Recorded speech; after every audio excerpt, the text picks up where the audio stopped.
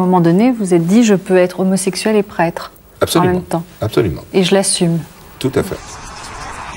Jacques Perotti, vous avez 64 ans, vous êtes prêtre depuis 1956, 37 ans de ministère qui n'ont pas été sans crise, puisqu'en 1969, vous avez quitté vos fonctions sacerdotales pour vivre librement votre homosexualité.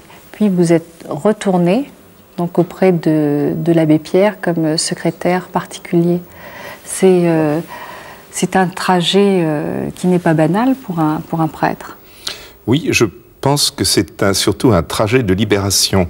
Parce que si je suis arrivé à cette étape 1969 où j'étais voir mon évêque pour lui demander de me libérer de mes responsabilités sacerdotales pendant un temps, c'est parce qu'auparavant, pendant plusieurs années, j'avais trimé, ramé pour faire face à cette identité que je découvrais, c'est-à-dire l'homosexualité, qui n'est pas un vice, qui n'est pas une maladie, mais qui avait été étouffée, enfermé au fond de moi-même pendant toute mon adolescence et pendant toutes mes études et pendant tout le séminaire. On ne parlait pas d'affectivité, de sexualité au séminaire, ce qui fait que je suis arrivé au sacerdoce sans savoir exactement qui j'étais. Et ce n'est qu'après une quinzaine d'années de vie sacerdotale que ces pulsions profondes de ma vraie personnalité ont fait surface. Et il a fallu que je voie clair. Or, c'était dramatique pour moi, ça a été une infinie blessure. C'était difficile, ce moment où vous étiez encore prêtre et où, effectivement, vous viviez vos pulsions sans bien les vivre, tout en étant culpabilisé, j'imagine. Je crois que le seul péché qui existe pour l'être humain, c'est de ne pas aimer. Or, moi, j'étais embarqué dans une aventure où il m'était interdit d'aimer. D'où le problème, l'angoisse. Quel est le souvenir de votre première paroisse ? Eh bien, la première paroisse, c'était en banlieue parisienne.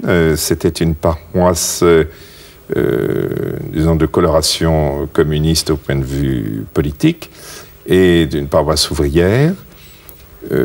Malheureusement, si vous voulez, je suis tombé dans un presbytère où on déjeunait ensemble, on était 3 vicaires et un curé, mais un curé qui sûrement avait des maladies d'estomac parce qu'il ne desserrait pas les dents à table.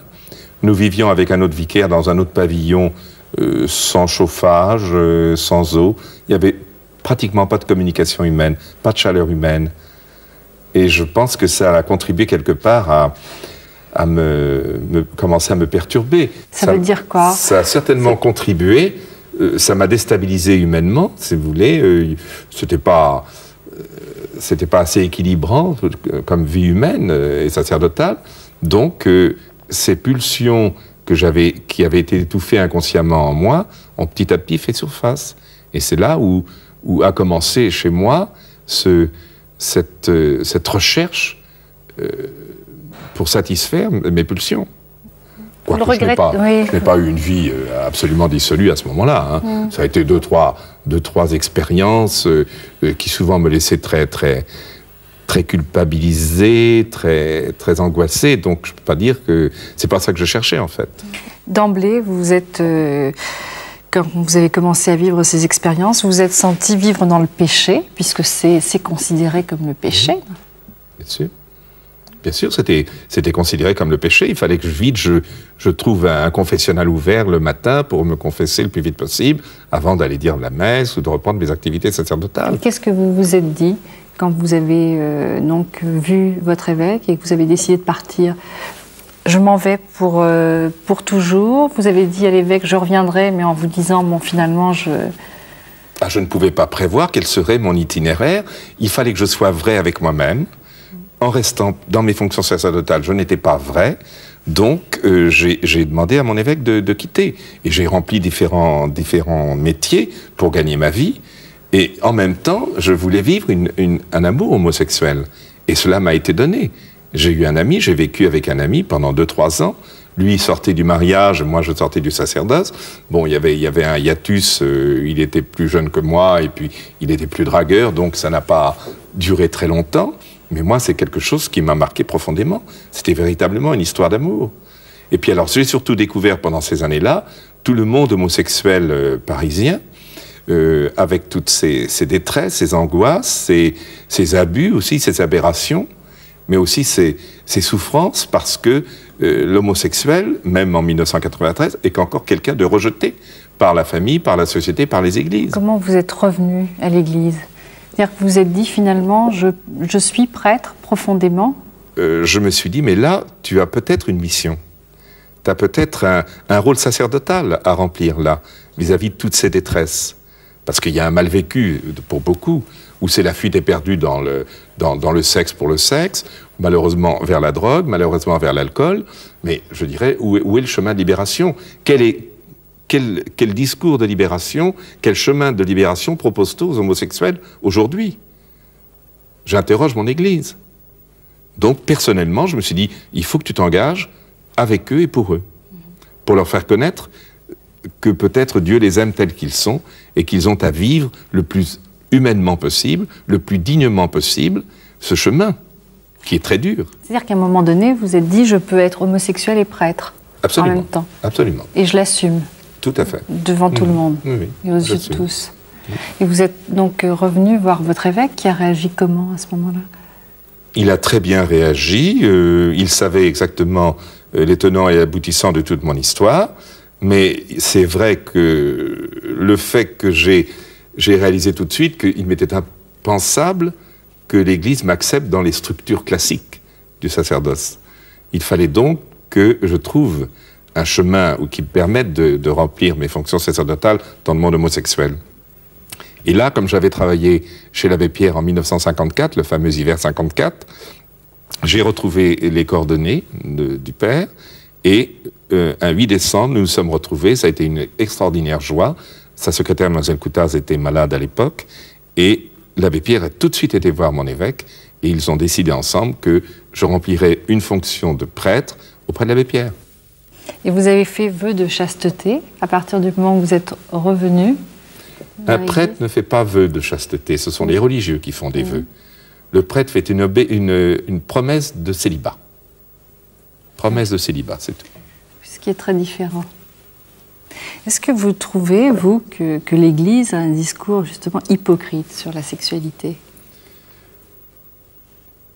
Je crois que vous avez raison, c'est un discours quelque part hypocrite parce que on sait très bien que la sexualité existe dans le monde religieux, dans le monde des hommes, dans le monde des femmes, dans les couvents, dans le sacerdoce. Il y a 90 000 prêtres dans le monde qui se sont mariés, qui ont été obligés de quitter l'Église à cause de cela. Est-ce qu'il y a beaucoup de religieux, de prêtres homosexuels, ou ça fait partie encore des histoires qui se racontent? Vous imaginez bien qu'il n'y a pas de statistiques sérieuses sur la question, mais mes contacts personnels et les confidences que j'ai, car depuis une douzaine d'années, j'organise des rencontres, des sessions pour religieux et prêtres homosexuels, de façon à ce qu'ils puissent au moins dans leur vie en parler, partager, se libérer de tabous, de fausses culpabilités et tout cela. Eh bien, je me rends compte que, à travers leurs confidences, qu'il y a effectivement pas mal de prêtres et de religieux et de religieuses qui sont homosexuels. Mais ce ne sont pas les moins bons. Mais pour l'Église, pour l'institution, donc vous êtes un mauvais exemple. Vous êtes désobéissant. Sans doute. Mais je ne peux pas me taire.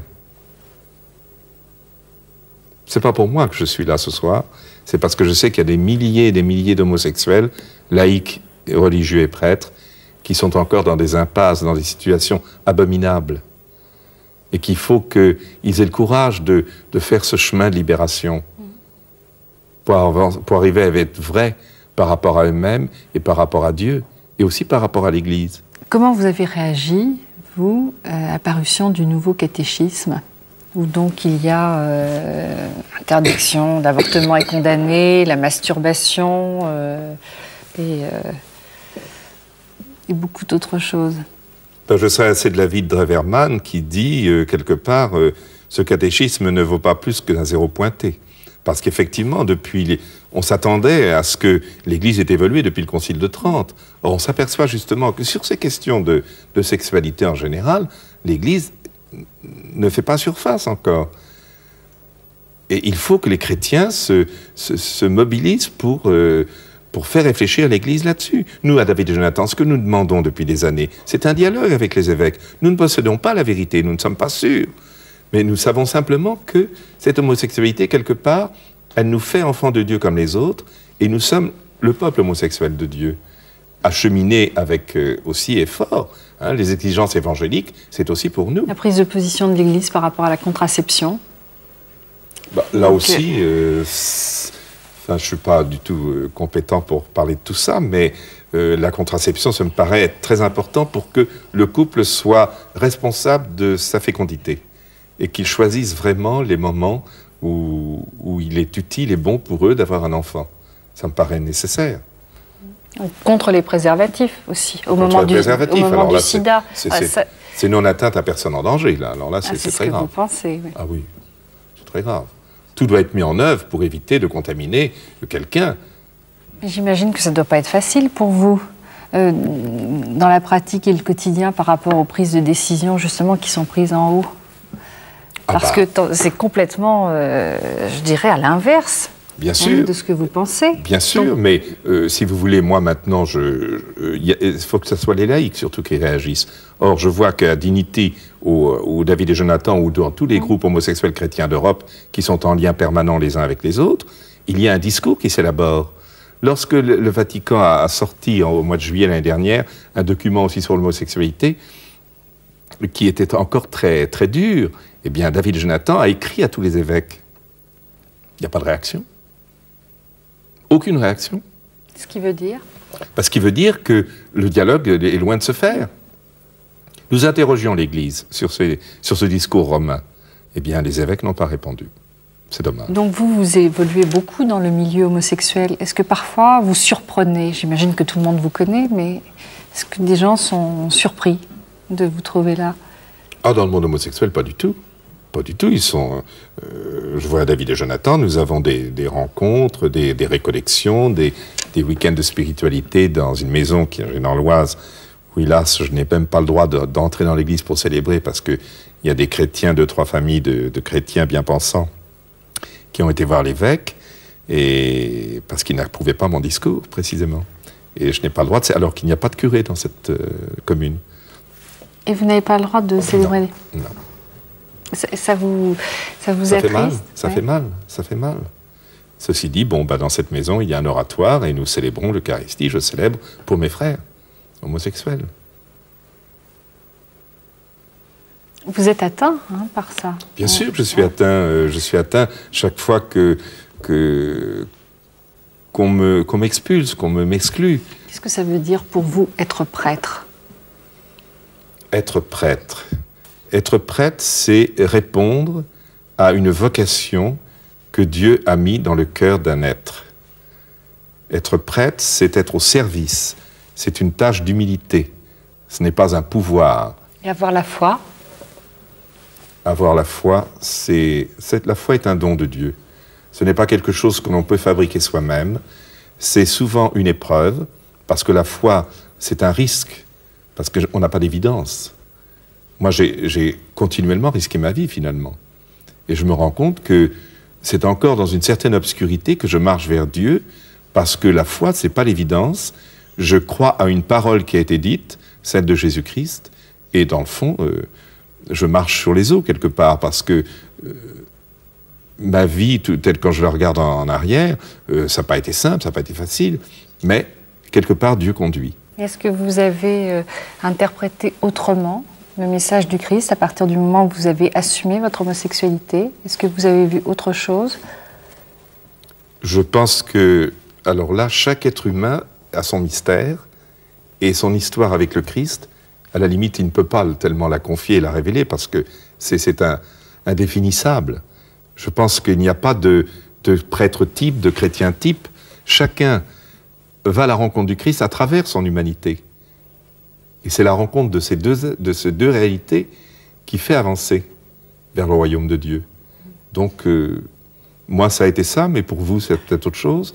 Pour chacun d'entre nous, pour chaque être humain, il y a cette rencontre qu'on ne peut pas définir et qui fait que, tout à coup, la vie a un sens.